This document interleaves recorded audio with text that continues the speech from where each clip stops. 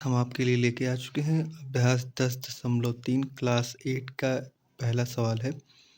ए किसी दीवार को 5 दिन में रंग सकता है, जबकि बी उसी दीवार को 4 दिन में रंग सकता है। यदि वे एक साथ 2 दिन तक कार्य करें तो दीवार का कितना भाग रंगा जाएगा? जाएगा।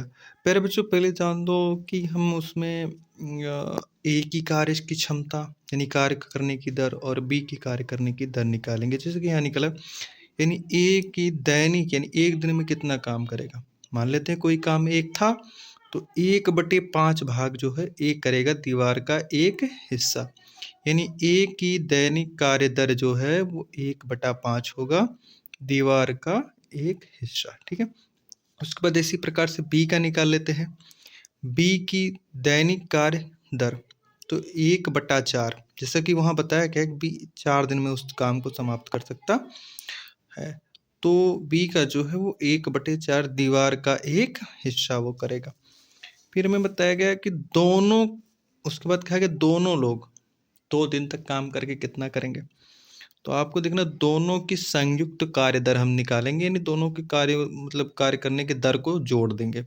तो 1/5 प्लस 1/4 कर देंगे, जहाँ एलसीएम हमारा 20 हो जाएगा।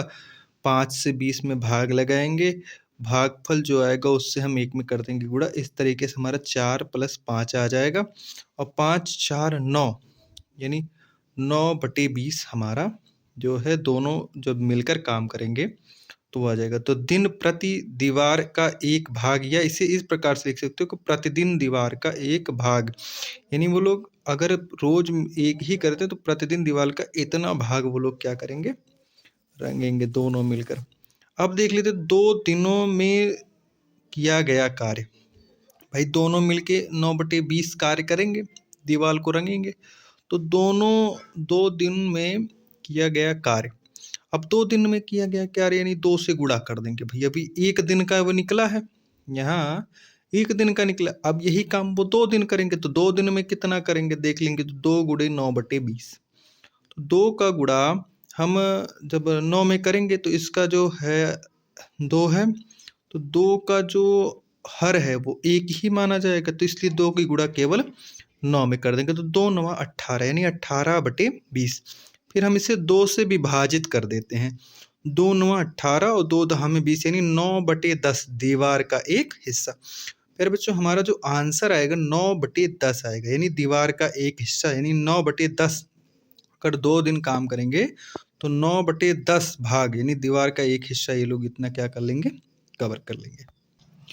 अब हम आ जाते हैं क्वेश्चन नंबर 2 पर। क्लास 8 का 10.3 का क्वेश्चन नंबर 2। ए किसी कार्य को 10 दिन में कर सकता है, जबकि बी उसी कार्य को 15 दिन में कर सकता है।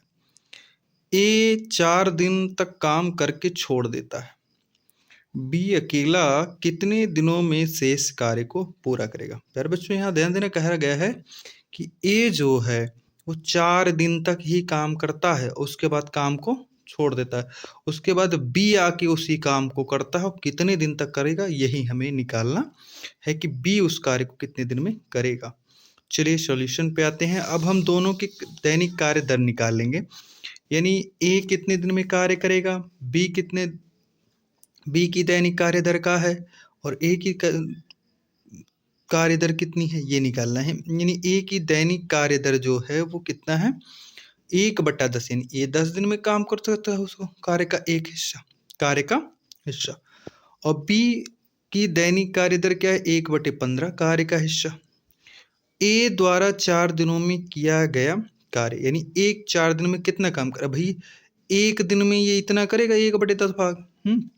21 दिन का निकला है यहाँ पे, 1 दिन में ये इतना करेगा, तो 4 दिन में कितना करेगा। 4 दिन का मतलब 4 से गुणा कर देंगे, 4 × 1/10, जहाँ आएगा 4 बटा हमारा 10 आ जाएगा। 2 से विभाजित कर देंगे, 2 दूना 4, 2 पंचे 10, यानी 2/5 कार्य का एक भाग, यानी 2/5 भाग कार्य करेगा।